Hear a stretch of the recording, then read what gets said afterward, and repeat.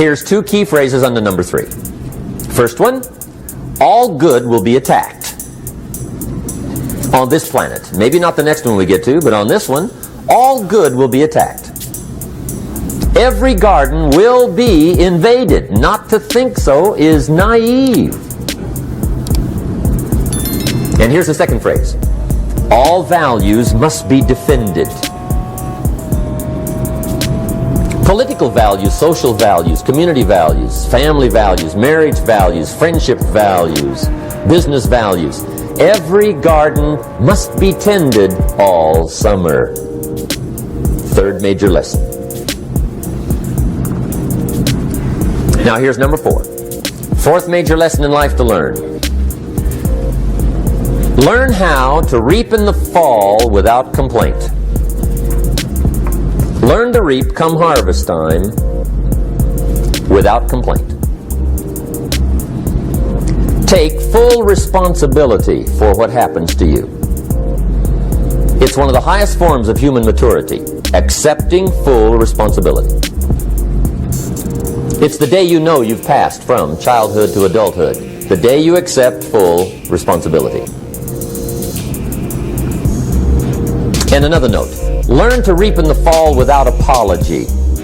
Without apology if you do well, and without complaint if you don't. That's maturity.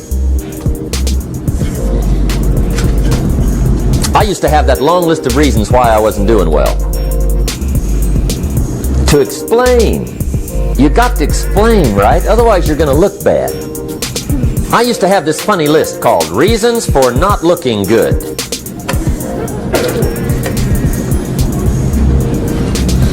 I used to blame the government. I mean, you can believe that or not. It was at the top of my list. I had a lecture second to none. The government. That was on my list. I used to blame taxes. Look what you got left after they take everything. And they expect you to do well. That was on my list there. Prices, that one's easy, right? You walk into the supermarket with $20, come out with a little half bag. So I had that on my list. I used to blame the weather. I blamed the traffic. I used to blame my car. I blamed the manufacturers. I used to blame the company. I blamed company policy. I used to blame the training program. I blame my negative relatives. They were always putting me down. I blame my cynical neighbors. They're just selfish, looking out for themselves. Won't loan you money? They were on my list.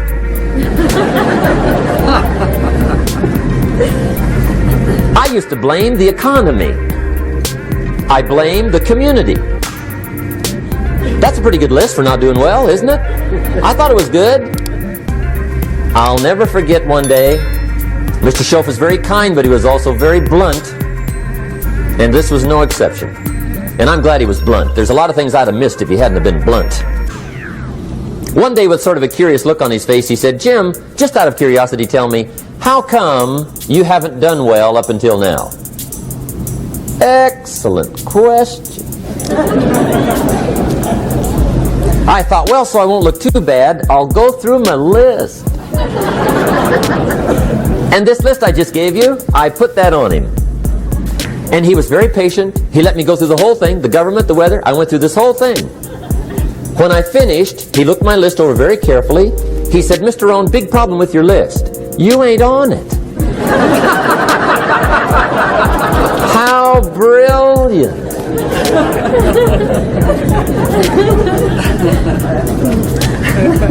When I went to work for him a few months later, I learned very quickly to tear up my list, reasons for not doing well, and I threw it away. And I got me a fresh piece of paper. And I put one word on it. Me. There's a Black Heritage spiritual that says, it's not my mother nor my father, nor my brother nor my sister, but it's me, oh Lord, standing in the need of prayer. See, I used to blame everything outside. And then let me give you a little philosophy that helped turn my life around. For your notes, here it is. It's not what happens. that determines the quality or the quantity of your life. It's not what happens. And the reason is because what happens to about everybody. No different. The sun went down on all of us last night. A common event, a happening. And I found out that the same things can happen to two different people. One gets rich and one stays poor. Why is that? It's because it's not what happens, but rather it's what you do that changes everything. So that's a key phrase. It's not what happens, it's what you do. What happens is about the same. You might put that in parentheses here. Same. What people do, that's what's different. Anything can happen, right? Everything can happen. I've heard all the stories. I've been one of the stories. Hey, we could all tell stories all night long, right? Happenings. Anything can happen. Have you heard of Murphy's Laws? Anybody here heard of Murphy's Laws? Okay, most of you have. Murph had these laws. One of them was, if anything can go wrong, it will. That's one of Murphy's Laws. He was not one of the great positive speakers of the day. But anyway, it's still true though, right? Anything can go wrong, everything can go wrong. For sure. I've fallen out of the sky so many times. Once to the tune of a couple of million. Devastating. Took me a while to survive that one. Now, it wasn't all that much, but it was all I had. Right? I mean, that's when it's much, right? When it's all you got. If you got 3, 2 go, you got 1 left, you ain't looking that bad. But when it all goes. Has anybody been there when it all went? Anybody? Come on, the rest of you liars. Go ahead. Hey, we've all been there, right? When it all went. Of course, it used to be a long time ago, right? When you ran out of money, got to 0, you were all through. Heck, now you can whistle right on by 0, right? I mean, they will bury you. That's what they will do.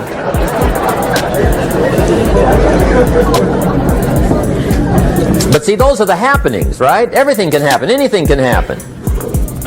But it's not the happenings. It's what you do about it. Somebody says, yeah, but you don't understand the disappointments I've had. Come on. Everybody's had their share. Disappointments are not special gifts reserved for the poor.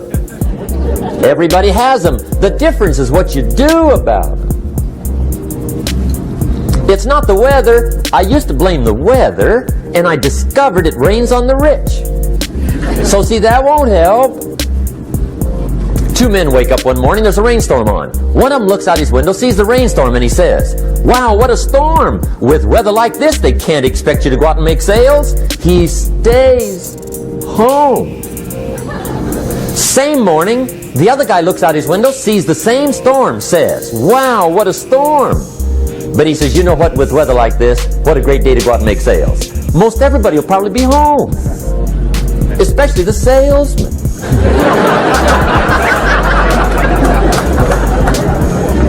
See, that's the difference in how your life works out. It's not what happens, it's what you do. So here's one of the key questions of the evening. Starting tomorrow, what are you going to do that'll make a change in your life's direction? Good question. What are you going to do starting tomorrow that'll make a difference? Now see, if you don't do something starting tomorrow that'll make a difference, guess what? It's gonna be the same. And see, that way you can guess what the next 5 years are going to be like. Look at the last 5. Because the next 5 are going to be like the last 5 unless you, major key, tomorrow, change it all.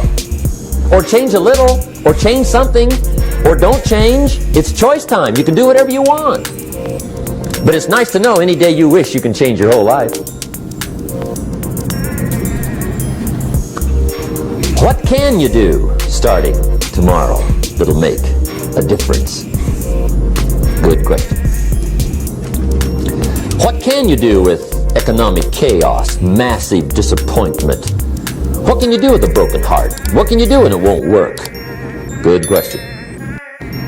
So if I had a word with you tonight, one-on-one, just you and me, I think my personal advice to you would be, this year, 1981, reach down inside of you and come up with some more of those remarkable human gifts.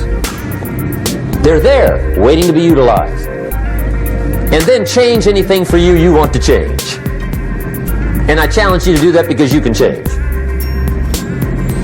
If you don't like how it is for you, change it. If it doesn't suit you, change it. If it doesn't please you, change it. If it isn't enough, change it. And I challenge you to do that because you can change.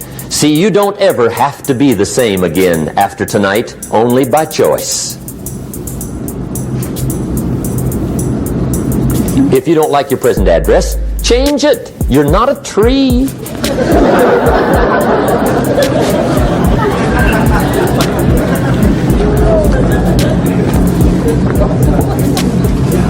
Now, let me give you 3 steps to personal development. Let's get down to the nitty-gritty. What does it take to really make the changes starting tomorrow? It takes more than philosophical pronouncement. I know that. It also takes more than enthusiasm. I know we're hearing a lot about enthusiasm these days, but see, that just won't do the job. We're still hearing the old cliches of the 30s, right? To be enthusiastic, you must act enthusiastic. But see, that's not going to help. After you have leaped about, there are some things you got to do, or it isn't going to change. See, you can get all excited about lifting 200 pounds till you get to the gym. And then you need a new excitement. And the new excitement is called discipline. Major step to human progress. Discipline. If there's one thing to get excited over, that's it. Get excited over your ability to make yourself do the necessary things. What could you make yourself do starting tomorrow that would change it all? No! Tell him. Now, see, that's exciting. On any given day, you can massively change the direction of your life. Murder is a clear example that any one person on any given day can forever alter the course of their life. It just happens to be a negative act. But just as sure as you can commit a negative act, you can also commit a positive act and forever alter your life. Whenever you wish. Now that's exciting. And whatever that act might be that changes your life. The guy finally takes a shotgun to his car and blows out every window, destroys every tire, puts 100 rounds in this shabby old thing. And he says, I have driven this embarrassing thing for the last time. And not only will I never drive it again, nobody else will ever drive it again. And he lets that shuddering thing stand there for a while as a monument to the day he said, today my life changes. Now who can do that? Anybody. When can you do it? Whatever day you pick.